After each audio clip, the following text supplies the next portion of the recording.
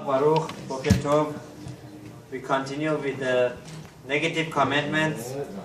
Mitzvah lo ta'aseh shelo limno'a mashkon liba'alav be'et sorcho. It's a negative commandment not to withhold from its owner an object taken in pledge. For example, Shimon gets a loan from Reuben. And for the loan that he takes, he's supposed to give a certain object as a pledge, right? Once there is such a contract that he needs to give that object over, he cannot withhold it. He has to give it immediately. Where do we learn this from? The pasuk in Devarim. Lo tishkav be'avoto. Chafetz Chaim says, Lo selomar, lo tishkav be'avoto imach. Which means, you're not allowed to sleep with the object that you're supposed to give it over to the person who gave you the loan. This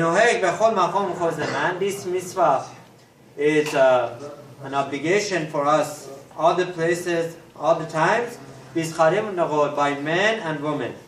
Next mitzvah, mitzvah 62. מצוות לא תעשה שלא לאמץ לב ולא לכפוס יד מעני ישראל. It's a negative commandment not to harden one's heart and to shut one's hand toward a poor Jew. שנאמר, הפסוק says in דברים, לא תאמץ את לבביך ולא תכפוס את ידיך מאחיך האביון. That pasuk says you are not supposed to harden your heart, nor you should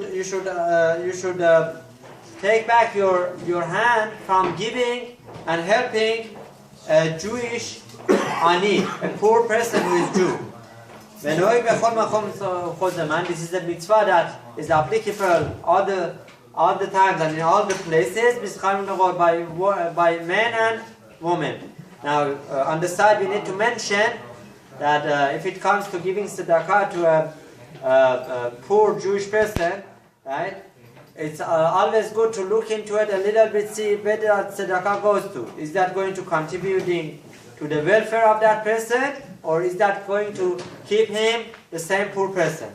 According to Rambam, the best way of giving tzedakah is when you give tzedakah to a person, right, helping him to find a job. That's the best and the utmost way of helping another person.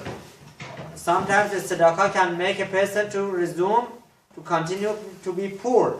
So maybe in that position, a person needs to think again to how much to give that tzedakah, with what conditions he should give that tzedakah.